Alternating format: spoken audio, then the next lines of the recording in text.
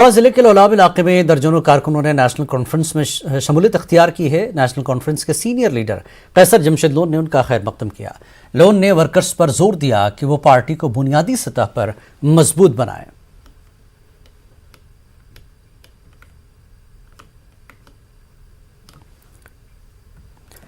اور ضلع گاندربل کے کنگن سب ڈویژن میں ایک عوامی دربار کا انعقاد کیا گیا۔ ڈی ڈی سی چیئرپرسن نے دیگر عوامی نمائندوں کی موجودگی میں لوگوں کے مسائل سے متعلق جانکاری حاصل کی۔ کنگن کے لوگوں نے بجلی، پانی، صحت، سڑک اور دیگر بنیادی مسائل کو اجاگر کیا۔ مزید اس میں وسعت لانے کی ضرورت ہے اور میں چاہتا ہوں کہ میڈم صاحبہ ہر حلقے میں جائیں اور اس طرح کے پبلک دربار کریں تاکہ پنچایت لیول پہ لوگوں کے مسائل حل ہوں اور لوگوں کو کی مشکلیں کم ہوں۔ جو بھی گریوینسز لوگوں کی طرف سے آئی تھی ان کو نوٹ کیا گیا۔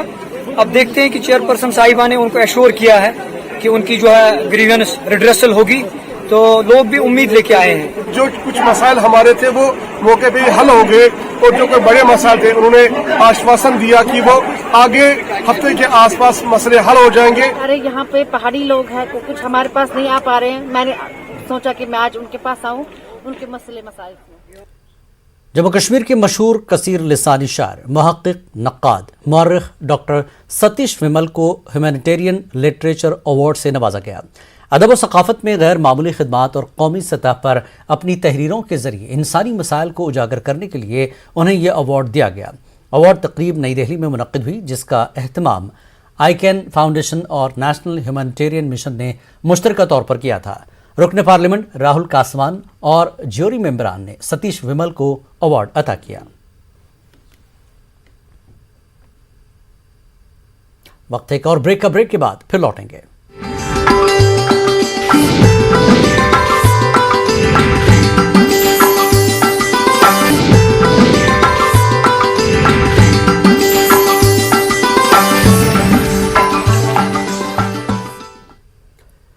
ممبئی میں منعقدہ national mixed martial arts championship میں لداخ کی ٹیم تیسری پوزیشن پر رہی۔ لداخ کی ٹیم نے ایک گولڈ میڈل، ایک سلور میڈل اور 2 برانز میڈل جیتے ہیں۔ ایل جی لداخ آر کے ماتھر نے ٹویٹ میں ٹیم کی شاندار کارکردگی بالخصوص مرتضی علی خدام کی تعریف کی اور لکھا کہ وہ اپنی غیر معمولی کارکردگی کے لیے خصوصی تذکرے کے مستحق ہیں۔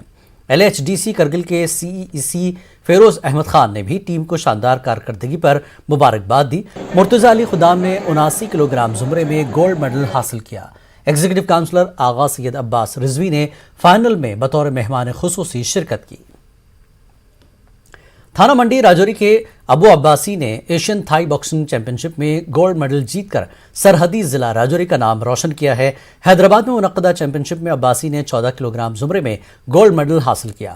عباسی نے بتایا کہ اس سے قبل بھی وہ مختلف چیمپئن شپ میں 9 میڈل جیت چکے ہیں، جن میں 6 گولڈ میڈل ہیں۔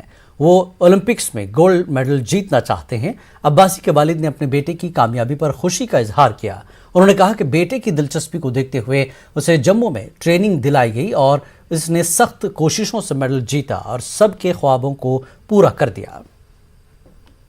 میں گولڈ میڈل جیتا ہے۔ اس سے پہلے بھی میں نے 5-6 میڈل جو ہیں وہ نیشنل لیول پر جیتے ہیں وغیرہ تھا۔ جو یہ میں نے ایشین تھائی باکسنگ چیمپئن شپ جو کہ بہت بڑی بات ہوتی ہے، ایشین چیمپئن شپ میں گولڈ میڈل جیتنا، تو کافی اچھا لگ رہا ہے۔ سفر جو کٹھن سفر تھا، لیکن اس میں ایک ٹیلنٹ تھا، شوق تھی، اور اس کا ایک گول ہے، وہ اس کی وجہ سے ہمیں جتنا سفر کرنا پڑا وہ ہم نے کیا، لیکن برداشت کیا ہم نے۔